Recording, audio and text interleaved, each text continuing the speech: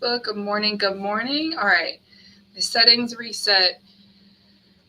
Got a little bit delayed.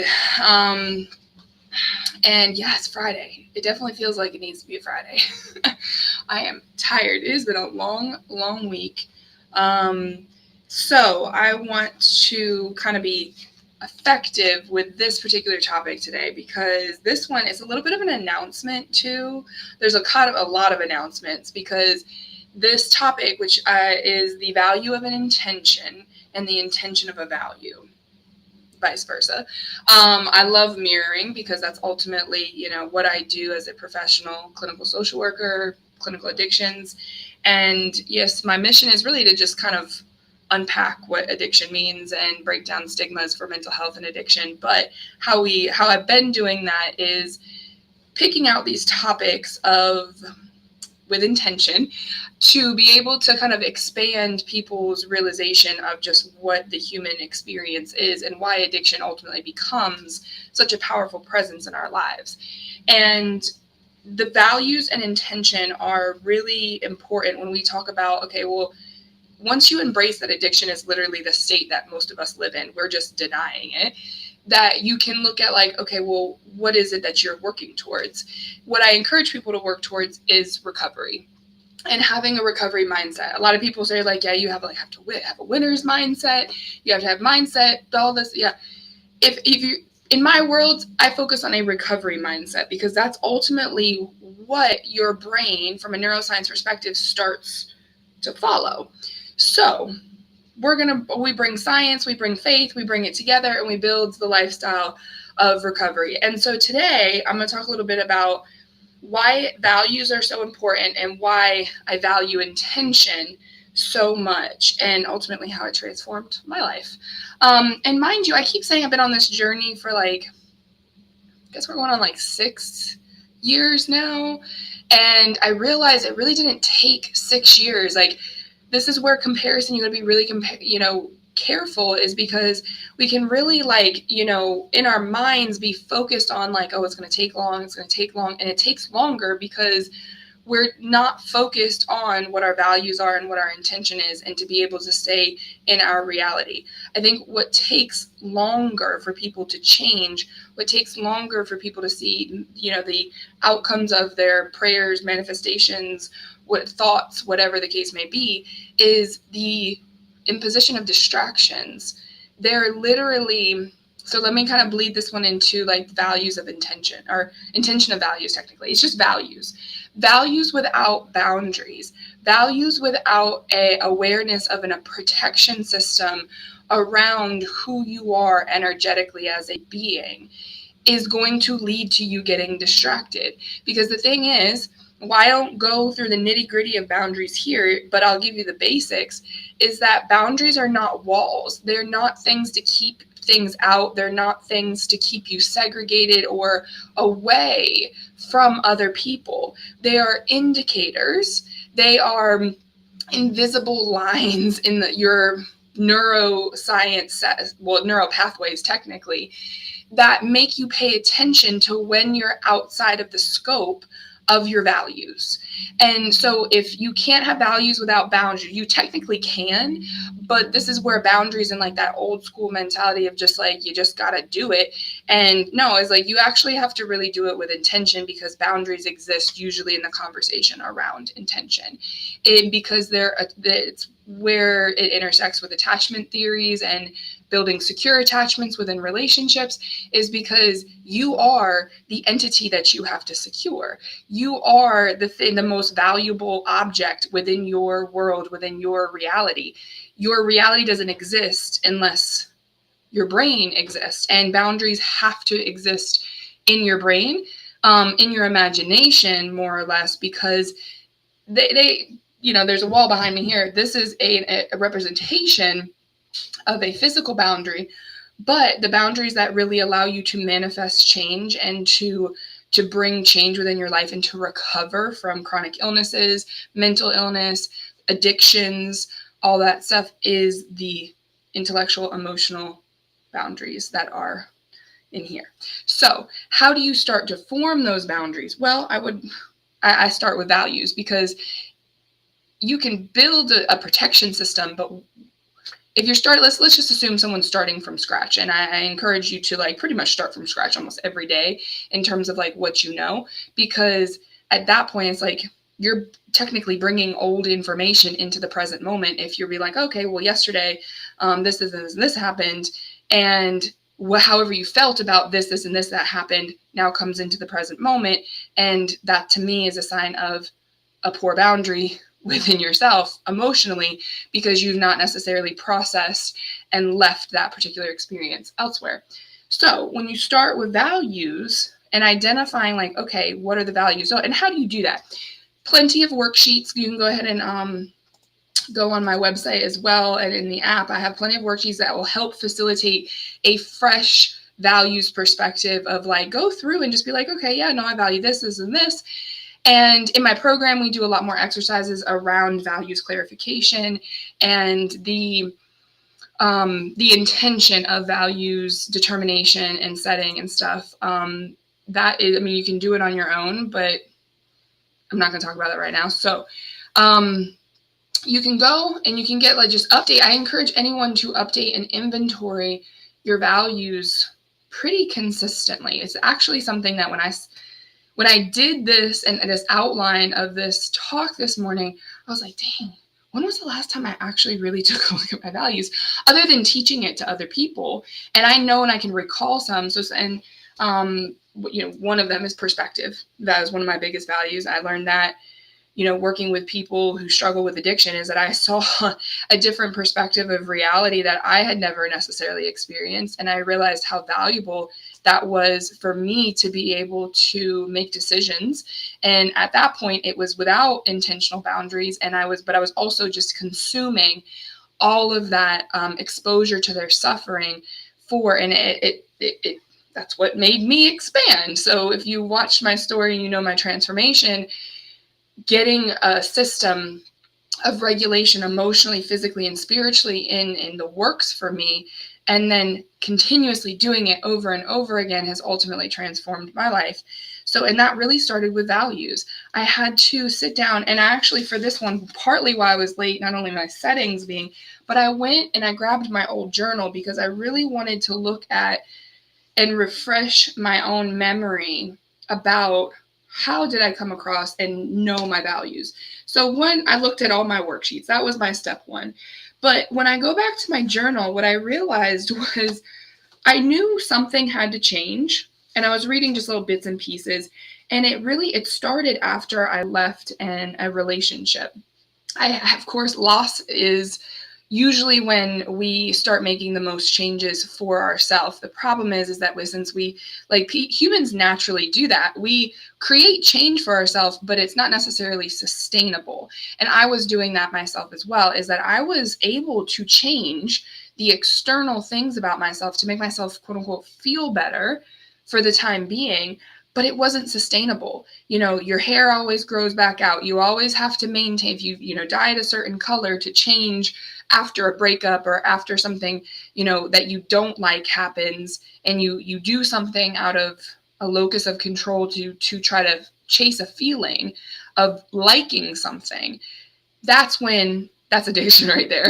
Just as a head, and I know that's a big topic. We'll unpack that another time.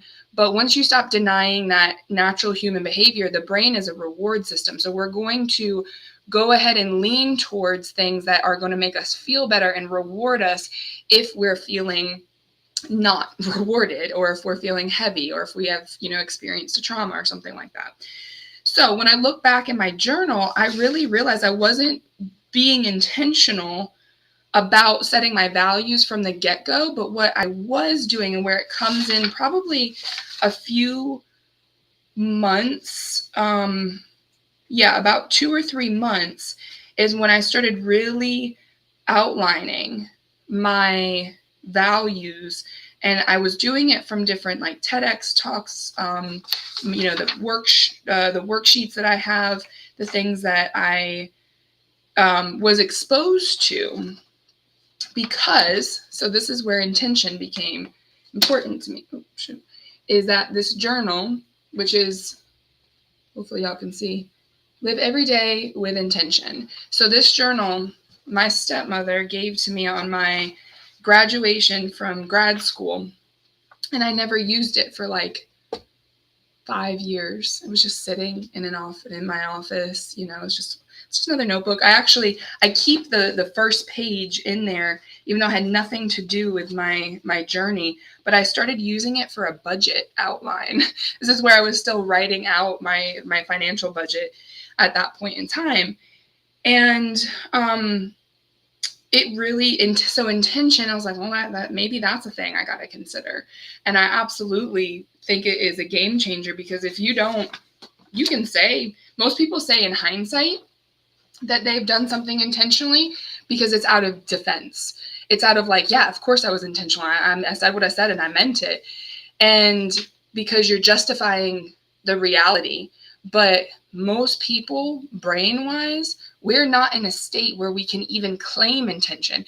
And I, even to this day, as healthy as I have become, I still have moments where I can't claim 100% intention for the things that I do. I value intention.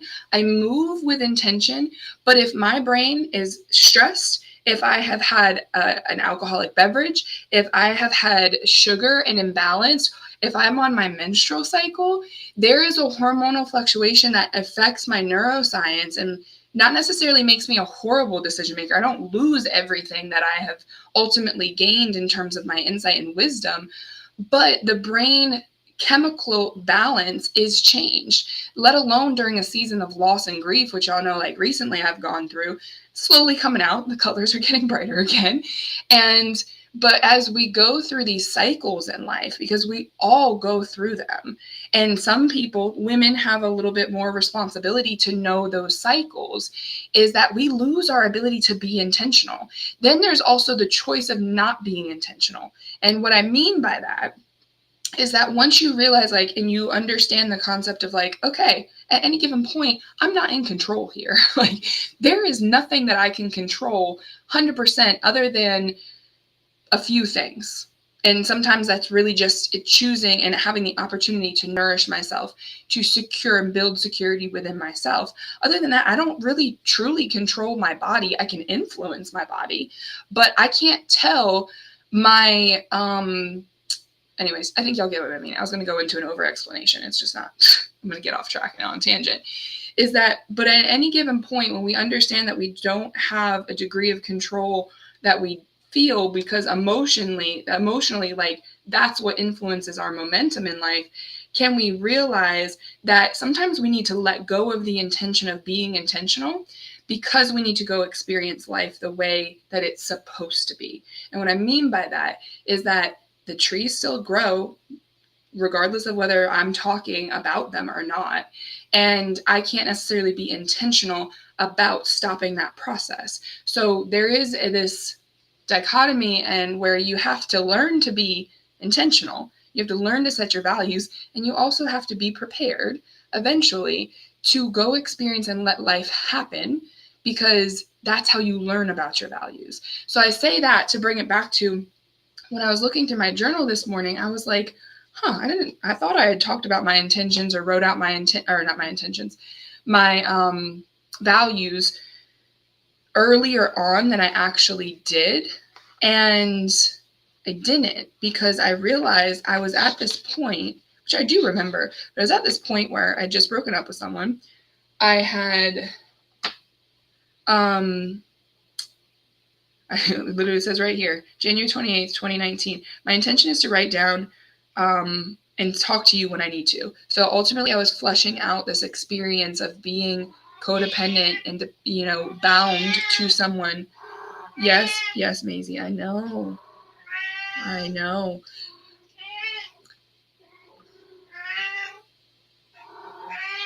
Okay, are you done? Yep, she literally, no. That I went from this relationship, and then within a couple of months, I was traveling. And then this is when I was like, that's where I started to pick out, I value traveling. I value culture. And it wasn't until I got to, I think I was traveling to Australia at the time. This was during a time where I was like I had been in private practice for like maybe only a year and a half. My MO, my pattern was about a year and a half at each job. Before I jumped to something else, I'd get bored. And I was like, all right, here's this pattern again. And I would want to go on a trip. Every single time I was getting that feeling, I was anxious. I had the imposter syndrome, like, what am I doing? I don't want to be here. Da, da, da, da. And I realized I was doing that. And I went and I chose Australia because I didn't have to learn a new language if I wanted to move there. And I wouldn't have necessarily as much of a hard transition if I did like a temporary contract working in a different country. And I was justifying at the time. I was like, yeah, I love to travel. That totally makes sense. Hindsight, it was a classic escapism pattern that I was trying to ultimately come away from because I was physically uncomfortable. I was emotionally uncomfortable. And spiritually, I was not aligned. I did not have the insight to see that at the time. So I went on the trip. And when I was on the trip, though, because my intention, I had already started talking about my intentions just to start paying attention and work more on my stuff, did I realize that going to Australia, they were dealing with the same problems here in America. They deal with racism, if not longer in some regard than the Americas do. Not necessarily as overtly, but they have some overt stuff.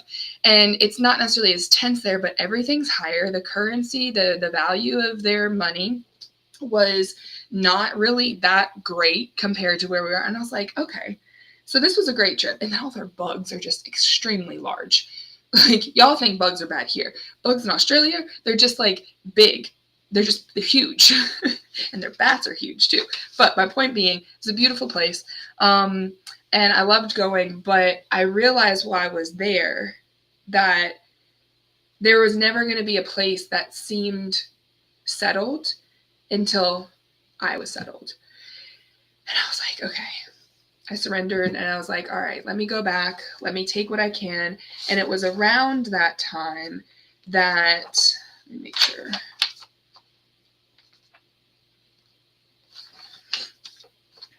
Where is, I lost my spot, y'all.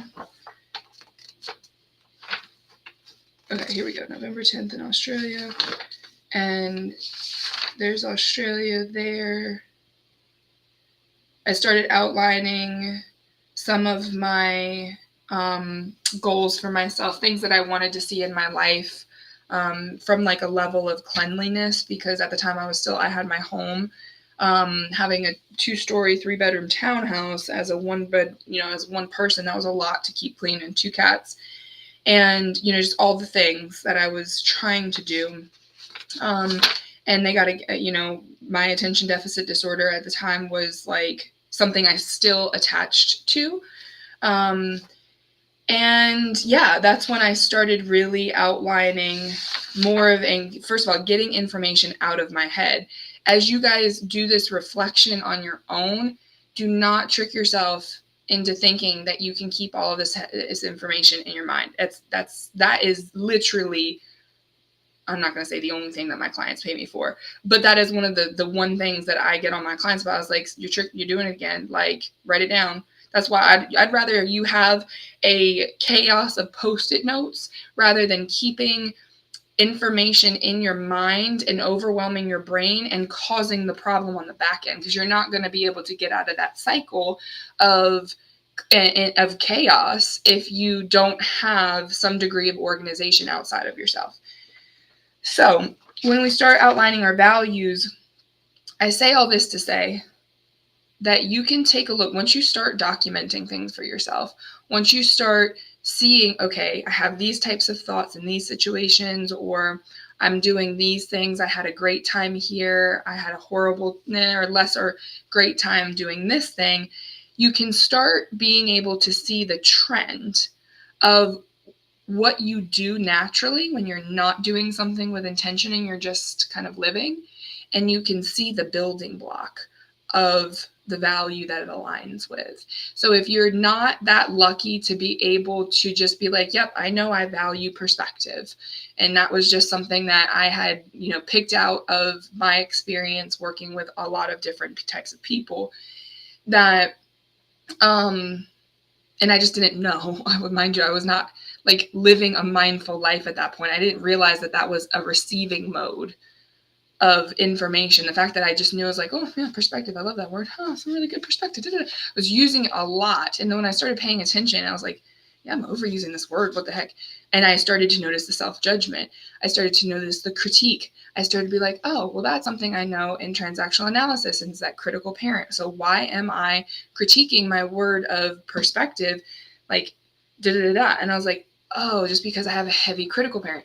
So anyways, I'm going into more of my other topics right now, but is that you can start to see the trend of your values. So if you can't just look at the paper and be like, I value that, because I'll tell you, if you don't know what your values are, you're going to naturally want to value a lot more than you really do, because there's plenty of course I could value like, oh, I value this apartment and these walls. And I absolutely should, but I'm more grateful for those because they keep me in my space than I am like, I don't necessarily have to keep this apartment. I don't have to have this one thing all the time, but I'm grateful for it. But I value gratitude because that was one. Gratitude for a long time for me was just low-key a trigger. And because it was really, you can't just force yourself to be grateful for all the things if you're imbalanced chemically, because you haven't necessarily cleaned out a lot of the experiences and understood like what emotions tell you, how they influence your biochemistry and so forth. So I decided that I was going to be intentional about valuing certain things that I knew that I wanted to value, but I wasn't quite connected with, like as gratitude as an example. And then, and this was a risk I took, but I guess it's kind of paying off. So I'm leading into more of an announcement thing. But I started to consider what people had told me my whole life and what I reacted to. Excuse me. And what I mean by that is modeling. Most people have told me, oh, you have such a pretty face, the whole time that I have been, larger. And by all means, compliment, like, oh, thanks. But for a large plus size woman, no one wants to be noticed for just their face, y'all. So if you say that to people, I just highly encourage you to consider that if someone specifically point out one part of your body that they had no idea was potentially connected to an insecurity of yours, what would it be? And they just gave you that one very conditional compliment, how that would make you feel. Now, the people would be like, oh, don't take it personally. First of all, everything in life is quite personal to me. Like, I take that seriously. I don't let it affect me anymore the way that I did. And I have a process of intention to remember that that is one person's perspective of me. But I take my life personally. I take it seriously because it's my life. And YOLO, you only get one. And I would rather live it in a place where I'm content and I'm happy with who I am and what I have to go through. And that doesn't necessarily mean everything in my life is peaches and cream. It means my life is actually quite difficult, but nonetheless, I can still find a state of balance of peace and happiness because that is me. That is my reality. I design that. I create that. And so, yeah, so when I was told for most of, I was a cute baby. I'm not gonna lie. Like, I was adorable. And then I wasn't. Like, when y'all, at some point I will, share my phases with y'all picture wise, and some of them are honestly already on Facebook. I have an album that you can see, like, I hit this period of just homeliness because I was heavy. I was the big kid, and then I started getting tall on top of that too. So then I ultimately, my body was just absorbing stress, and on top of like sugar, just, this was the 90s. Like, we didn't know what we didn't know, or there's some people that did know and they lied to us. I'm not gonna lie. I personally believe that they lied to us, and they lied to us about they being like, it's not the focus, but the nutritional guidelines and what we just didn't know. But I'm not blaming anyone, but then eventually, point being, I just had an ugly duckling phase. I was homely AF, like, and it's okay. And then a lot of my traumas happened. It happens. We're not going into that today. But my point being is that, what was my point? Oh, modeling. Once I got out of that ugly duckling phase, had very minimal, I'm not going to say zero, because I don't really know. I can't remember that much. I had very minimal self-esteem because my weight, I was just in a constant state of overstimulation. We're pretty solidified in our experiences at that point. But once I came out of that, I had this different phase. I started working in retail. I was in high school. I think it was like sophomore and junior year in high school. And I started working at Torrid, which was a plus size retailer. Shout out to Torrid. And it really changed my life. I met, a couple of women who had this, confidence about being a plus size woman. I'm just naturally a little bit more quiet and subdued, and I'm okay with that now. I used to call it introverted, but a lot of it is just I'm just subdued. Like, I sit back, I'm an observer, and I watch. And so I started hanging out with them. They got me out of my shell a little bit, and I started trying different clothes. I started trying to kind of understand my body from the outside. And everyone used to say, like, oh, you have such a pretty face, you should model, da, da, da. I'm like, no, that's really not my personality. However, when I started considering my values, I considered that as a pattern because people were still saying it to me. And I was like, so at that point, I was just like, I don't really want to be triggered by this anymore. Like, I think it's, I'm just going to have to address it. So I started learning little different, practicing ways of, being like, oh, well, I appreciate the compliment. I'm really a whole entity. And I was sassy with it and pretty snarky and probably quite rude at sometimes, but it's also kind of rude to just tell someone that just this is pretty. Just that is what it is. And so I took the risk of potentially valuing, okay, I need to be a model of some sort because people were telling me that. I didn't realize, like, I wasn't necessarily going to be a model, but how I aligned with that is in my profession. And that was also a safe space for me at that point because I'm an intellectual, so I can hide behind my work. But not anymore, because the announcement I'm necessarily going to make is I realized because I had accomplished my goal of being a model for mental health, I've done that, I'm doing that. I realized I needed something that was more for me. And I'm sharing this not necessarily as to, but I was like, well, how would that happen? I just asked that random question, and then all of a sudden the algorithm listened and an open modeling call popped up.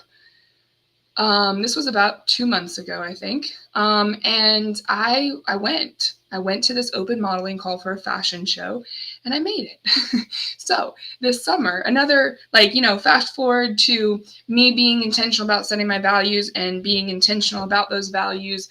I've not only accomplished, they helped me align to be able to build this particular brand of being a role model for mental health, because that's ultimately how that value of modeling, social modeling, is what I was going for. But then I realized I was like, well, I need something more for myself that's not necessarily just being a social worker and helping other people. And yeah, that's actually coming true. Going to be in a fashion show this summer. We'll see how that goes and where it goes, but it's still aligned with that value of modeling. It's also an opportunity for me to continue building in aligning with my main value of health and mental health, because the modeling industry, body positivity and acceptance, and it's like, I'm not trying to change anyone, but there also has to be a change to understand how much stress people are under, how much pain and suffering is going unaddressed and that doesn't have anything to do with being like a plus size model versus a traditional more slender model. That has everything to do with being a human. So it's like, yeah, it's me taking the next step into not hiding behind the particular professional facade and actually having and being consistent within seeing what it's like to do something for myself for once, to align with a value that isn't necessarily just about helping other people. It's about pushing out of my comfort zone. Doing that modeling call, I was like, Sarah, you're just walking. That's all you have to do. You just have to walk in public. And it doesn't matter. You still feel fear. I just know how to deal with it now. That it didn't stop me. I almost talked myself out of it. But it was not necessarily something, fear at that point, when I felt fear when I first saw it, I was like, that's exactly why I have to do it. It's like, I value courage. I didn't value being just strong. I do value being strong physically, and that's what helped me align with, the movement routine I have. But I chose to value courage because that's the antidote to fear. And I wasn't necessarily willing to let fear be my focus or strength to be my focus, because then I feel like I would have just be the strong one and take it. And I made some adjustments along the way. So when we talk about setting your values, you have to, it's a recipe. It's about, I tell people and my clients that wanting to be and have money is okay. But if you value money, you're valuing a currency that is unstable. If you value wealth, you're valuing a long-term stability. And I knew that I wanted to be one of my goals, financially secure. There was no number on that, because numbers they're facts, they're solid, but they're also inconsistent. So I started choosing values like sustainability. Perspective's always been one. I value, I saw another one in my list. I value love. That's a big one. Unity and community. I lost my page here. I don't think they were not all in one list of values. Oh, here's understanding. I value understanding and acceptance. Compassion is a big value of mine. And then empowerment. So I was choosing things. So once you understand what values are, and you can Google this, but values are the building blocks of our realities. They are the guiding principles of our lives. A little different than morals, but they can be the thing that you choose. Now, they don't always manifest right away, but when you start to look at your patterns of the things that have happened to you and how you've responded to them, and you'll start to see that most of those responses are actually really reactions. So I started valuing my emotions. I started valuing just intelligence in general. That is what aligned me with seeking out more information, which kind of sometimes is natural, but I can tell intelligence is not an innate skill. It's not something that some people are just better at. It's a focal point, and it's influenced by families. So our families' values influence our values. So that's where you have to be really careful about when you come into adolescence, when you come into adulthood, have in these periods of transition that I would highly recommend that you be intentional about reviewing what your values are and whether or not you're still being influenced by your family, you're being influenced by a spouse, which is not necessarily a bad thing, but people change. So you just want to be checking in. If you've been influenced by the values of your friends, this is really important. So you have these periods of time where it's just okay, let's just do an inventory. Let's check it. And that's when you value recovery and you understand what recovery looks like, and not from just, if you struggle with addiction, remember, once you stop denying that addiction is just a very minute dependence on something outside of yourself, as well as a chemical imbalance and an attachment to something that you that is rewarding for you, then you realize oh, I'm already addicted to a lot. We joke about it. We joke about it all the time. And then we also know that jokes are mostly honesty. So, but we don't feel safe to just go ahead and say yeah, no, I struggle. I could easily become addicted to something. That you can open yourself up to valuing recovery. And that is part of the process of recovery, is making sure that you take an inventory of am I being the person I want to be today? What are the building blocks of that type of person? The characteristics that I have. Value leadership. That's a big one. Leadership is a dynamic concept, but I do that because it's more of what keeps me remembering to like long-term look out in the front of myself as well as behind myself, which can be risky if you don't understand boundaries. And so that's why a lot of people, I think, get overwhelmed and turned away from this type of work, is because it is a lot. At any given point in time, you got to be able to pivot. And some people just have not ever had the opportunity and the support to be able to manage all of the different spinning plates of you. Like, this is not a business thing. Like, if people, before you can even go into entrepreneurship, like effectively, you have to understand your life is your business. Your health is your business. Your brain is your business. When we talk about, like, think about the words that we use to describe the realities that we all tend to agree on. Mind your business. The people are sending us back to ourselves. And so if you do not value yourself as an entity that has systems that needs to run, that it needs to have values and guiding principles to be able to be effective and to be able to be sustained, you as one human individual are your business. Then can you talk about a product and or an idea and actually implementing it? Because if you've done that work on yourself and understanding yourself as a business, you can understand a household, you can understand an actual business, you can understand big business, you can understand government a little bit more. But if you do not understand yourself and what guides you and what moves you, then a lot of that information it's really just gonna make you worse. It's gonna make you go dependent on and depend on substances or people to be the only way that you feel peaceful. And so, yeah, that is trying to make sure I hit all my little check boxes here of like the value of intention and the intention of values, is that they are, I would say, fundamentally a starting point when you talk about we talk about building. I'll remind you, because I've talked about it a little bit in my other talks. I do have a talk on values from probably like a couple months ago. But I'll remind you that in order to do this work and to really have a secure sense of self-confidence transformation, that you have to what's that, debuild? I want to call it debuild. It's not debuild, but you have to deconstruct. Deconstruct, that's what it is. You have to deconstruct to build. You have to tear down some old structures, some old ways of thinking.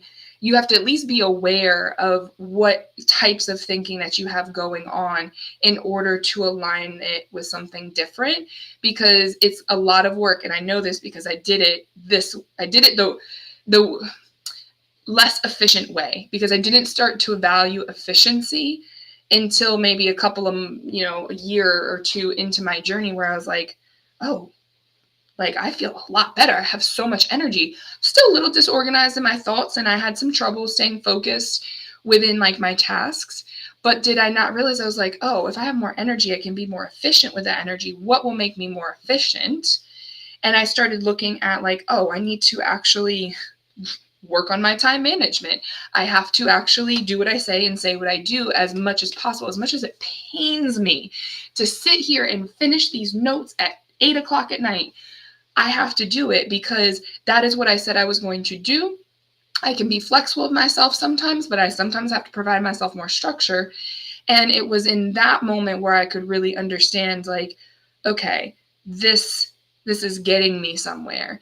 I'm able to, not have to use a pre-workout. That was really a big thing for me, was not having to use a substance or something that provided me a reward before I got to a movement program, that I really think made the difference compared to all the other attempts that I've made of going to the gym, for a month, to dropping off and paying for a gym membership that I ultimately didn't use. It was only $10 a month and I could rationalize away, but that's $50 by summertime. Okay. So all of this stuff adds up. The more that you give up on yourself and you don't ask for help, that was also something that I struggled with. I'm not really big on wasting time. I don't necessarily think time is truly wasted if you reach a point where you're willing to consider asking for help. It's where you waste time and you're not reflecting on how you can improve. That time is truly wasted in my thought process. But I don't think it's wasted if you're like 40 and you've never done this work before. I don't think you wasted time. I don't think there's anything that go by. I think that you needed to go through those things to be able to see the patterns and the consistencies that with one moment can you look back and be like, oh yeah, I value learning. I needed to be able to experience some of those crappy things to be able to learn those lessons. But then you can start to build and have and gain some traction. But I would say, yeah, before any change, small or big, sometimes you have to deconstruct what has gotten you there in order for you to even have and this goes back to neuroscience, is that for your brain to come back online, to be able to actually see, like physically, literally have peripheral vision, let alone ability for insight gaining. There are just certain parts of our brain that go offline during a stress response. And then if you have been literally in fight or flight mode and a stress response for years, and then in turn you started leaning on substances or different other like processes where process addictions come in. And one of my specialties is that, like, well, all my specialty, but addiction in general sets in and it changes the chemistry of your brain. Now you're going to feel like you've wasted time because you do need time to be able to rebalance and your brain to heal, as well as fundamentally everyone needs to understand their relationship with food, because if you are not nourishing your body, your brain is not going to heal. Water will do a lot, but fatty acids, omega-3s, protein, and fats are going to be what your brain thrives on to be able to rebuild the myelin sheath that allows synapses to fire and information to get processed and get sent to other neurons and to function in your body. So if you're still eating low carb, low fat, I will say you're more compromised than you think. Your brain is literally soft matter. It's not bone. Doesn't necessarily, it needs calcium, but it needs things that are going to make it squishy and it's going to, let it thrive. And then there's some other supplements that, you need to consider when you're talking about brain health, but it's a little bit changes in all the other areas as well, because if you take supplements, but yet you're also not eating still, now your serotonin is now compromised because serotonin and cortisol have this lovely little dance in your gut, and yeah, it can get off balance very quickly. So that is just, I don't want to get too off, but point being, have a look out for my modeling debut this summer, because my value that I set, 5 years ago, I attained in one regard for social modeling, which I'm still going to do. This summer is going to be a little extra busy. I may not necessarily be going live as much, but that's also because I had launched my program, my coaching program, and I'm at the group coaching program that's on Monday nights will be maintained to be kind of like the version of scaling myself. Excuse me. And then there will also be some point, I don't have a launch date quite yet, but for the course, the full self-guided course to be able to be launched. But this summer I'll probably take a step back because I literally will be, modeling and trying out whether or not that's something that I want to. I'm still going to value modeling in terms of social modeling and influencing the next generation to understand what mental health is. That's not going to stop. I don't necessarily know whether fashion modeling will be the long term. That will kind of be dependent on my ankles, honestly. High heels are just, they're cute. But when your feet, I've got injuries. I was a basketball player, softball player. My feet in high heels. They have better relationships, but I'm still going to do it because I told myself I wanted to be outside this summer. Last summer, I was just depressed. I was depressed last summer. I was in the house. And this summer, I'm going to be 35. The show is actually on my birthday, so I will be bringing in year 35, doing something that I value and that I'm already proud of myself because I tried out, and the fact that I made it is even more mind-boggling to me. But I will be truly living in intention and living in line with my values, and that's kind of where it all started and why this particular talk even exists. So, all right, that's it for me. Yeah, I need to go eat something. I had a good gym workout this morning. I'm gonna go finish up my morning and have some fun because it's about to be summer, and I work a lot. You gotta have fun. You gotta have playtime. So, hope you guys. Speaking of which, just occurs, if you guys watch this particular live again, it's combined with my professional stuff, but I just announced that I would be doing y'all's show, and I'm excited. So y'all have a great weekend. I will not be live next week, but stay tuned for whenever I do post my announcements of when I go live for the next